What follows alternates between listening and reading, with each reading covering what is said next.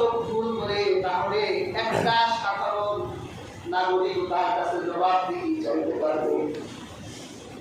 এটা ইসলামে আছে যে একজন শাসক যদি ভুল করে তাহলে রাষ্ট্রের একজন দরিদ্র প্রজাও যদি তার কাছে জবাবদিহি চায় তাহলে সেই ইসলামী রাষ্ট্রের খলিফা অবশ্যই তার জবাবদিহি দিবে।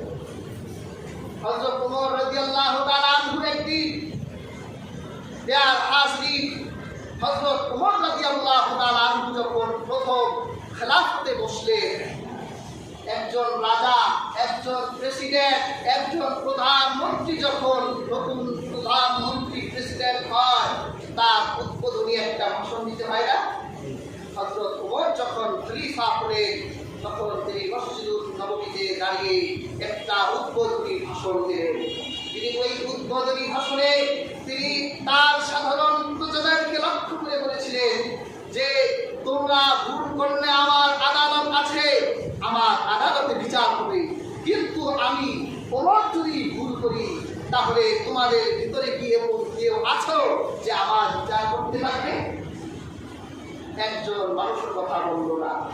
হযরত ওমর দ্বিতীয়বারের মতো বললেন, আবার বলছি, যদি আমি ওমর কোনো ভুল করি তাহলে তোমাদের ভিতর থেকে কি এমন কেউ নেই যে আমার কাছে জবাবদিহি চাইবে? একটা আওয়াজও আসলো না। হযরত ওমর ইবনুল খাত্তাব রাদিয়াল্লাহু তাআলা শেষবারের মতো প্রশ্ন করলেন, যদি জবাব পাই তাহলে আমি খলিফা দায়িত্ব গ্রহণ করব, আর জবাব না পেলে আমি এই দায়িত্ব ছেড়ে দিব।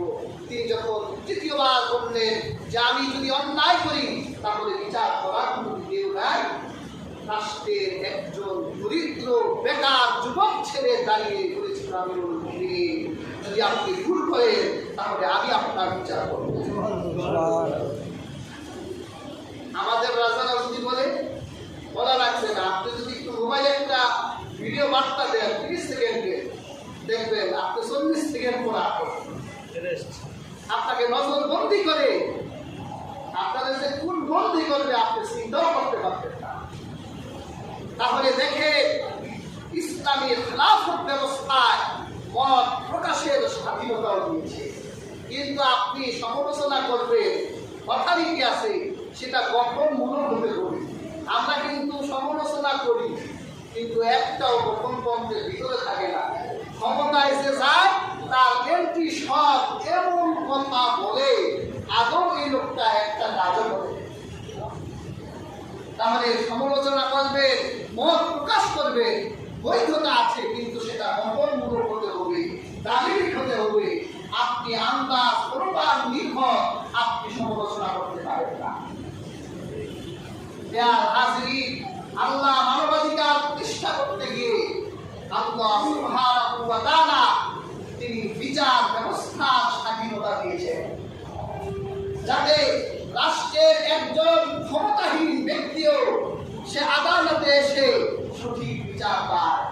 প্রিয় হাজিরিন, ইসলামী শাসন ব্যবস্থার আদালত এতই মজবুত এবং শক্তিশালী ছিল, আপনি খেলাফতের যুগে গিয়ে দেখেন হযরত আলী রাদিয়াল্লাহু তাআলা আনহু একদিন মদিনার বাজারে গেলেন, তিনি গিয়ে দেখলেন একজন ইহুদির হাতে একটা ঢাল।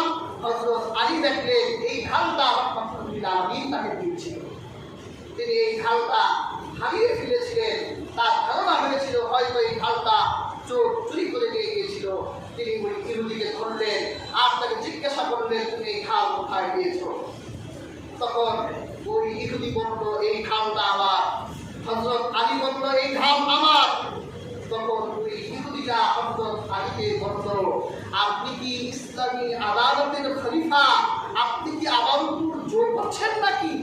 এই ঢাল যদি আপনার হয় আপনি আমার কাছ থেকে ছিনাই নিতে পারেন না, আদালত আছে, আপনি আদালতে যান, সুরাহির কাছে গিয়ে আপনি আমার বিরুদ্ধে মামলা দায়ের করেন, ওখানে আপনি বিবাদী থাকবো, আপনি সাক্ষী এনে ঢাল আপনার হয় নিয়ে যান, বাজারে মার্কেটিং করবেন না। হযরত আলী হলো তখন প্রেজেন্ট প্রধানমন্ত্রী। তিনি দেখলো রাষ্ট্রের এই তৃতীয় শ্রেণীর প্রজা এক ইহুদি, সে তো খারাপ করে নাই, কিন্তু বলছে লিগের কথাটাই তো বলছে।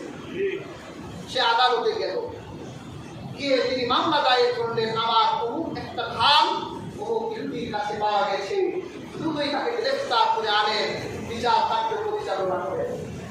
তাকে আনা হলো।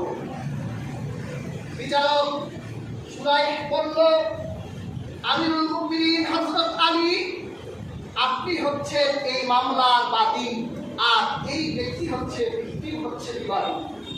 বাদীকে সাক্ষী আনতে হয়, আপনার কি কোনো সাক্ষী আছে? হযরত আলী রাদিয়াল্লাহু তাআলা বলল, হ্যাঁ, আমার দুইজন সাক্ষী আছে।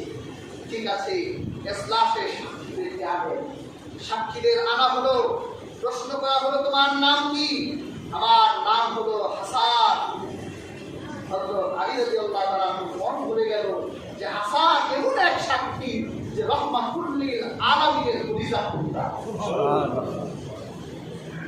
তোমার বাবার নাম? আমার বাবার নাম আলী ইবনে আবি তালিব।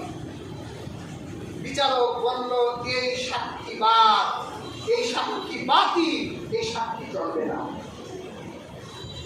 হযরত আলী বলে, তোমার হৃদয়ে কি আল্লাহর ভয় নাই? তুমি কাকে সাক্ষী থেকে বাদ দিচ্ছ? তখন বিচারপতি বলেছিলেন, আমার হৃদয়ে আল্লাহর ভয় আছে বলে আমি এই সাক্ষী বাতিল করে দিলাম। কারণ রাহমাতুল লিল আলামিন বলেছেন, পিতার পক্ষে যে সাক্ষী চলবে না। হযরত আলীকে বলা হলো, আপনার দ্বিতীয় সাক্ষী আনে। দ্বিতীয় সাক্ষী আনা হলো, তুমি কে? আমি হযরত আলীর গোলাম। বলল, হ্যাঁ, গোলামের সাক্ষী চলে। গোলাম সাক্ষী দিল। হযরত আলীকে বলল, আপনার তো আরেকটা সাক্ষী লাগে। হযরত আলী বলল, সাক্ষী তো আর নাই। বিচারক বলল, এই ঢালও আপনার না, এই ঢাল যার কাছে আছে এই ঢাল তার। সুবহানাল্লাহ। ইসলামী আদালত এতটা জাস্টিস, এতটা ইনসাফ আর এতটা স্বাধীনতা রাখে।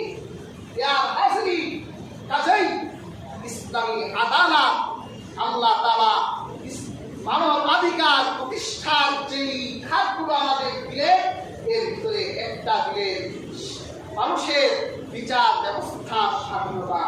আজকে দেয়ার হাজির, বিচার ব্যবস্থার স্বাধীনতা কোথায়? শিক্ষিত সমাজের শিক্ষিত নামধারী মানুষগুলো একজন আরেকজনকে প্রকাশ্য দিবালোকে হত্যা করা হচ্ছে, কিন্তু বিচার হচ্ছে না। কিছুদিন আগে আপনারা লক্ষ্য করেছেন, বিশ্ববিদ্যালয়ে পড়ুয়া একটা ছাত্র একটি কন্যার দিকে তাকিয়ে হাসি দিয়েছিল। এই হাসির অপরাধে তাকে হত্যা করা হলো, এখনো পর্যন্ত বিচার করা হলো না। কতদিকে এই বিচার ঝুলাই জানতেন, সময় বেশি গেলে তো আর সেই আকাঙ্ক্ষা সেটা তো আর থাকে না, সে আবেগ তো আর থাকে না। হাজরি বিচার ব্যবস্থাকে আজ ঠিক করতে হবে। ঠিক করতে গেলে আল্লাহ কোরআনের দিকে আপনাকে ধাবিত হবে। মানবাধিকার প্রতিষ্ঠার জন্য আল্লাহ কোরআনের দিকে আপনাকে ফিরতে হবে। কাজেই দেয়ার হাজরি, আমরা আল্লাহ কোরআন থেকে শিক্ষা গ্রহণ করে এই পৃথিবীর বুকে আমরা মানবাধিকার প্রতিষ্ঠা করি। প্রত্যেকেই আমরা মানবাধিকার কর্মী হই। আল্লাহ সুবহানাহু ওয়া তাআলা আমাদেরকে সেই তৌফিক দান করুন।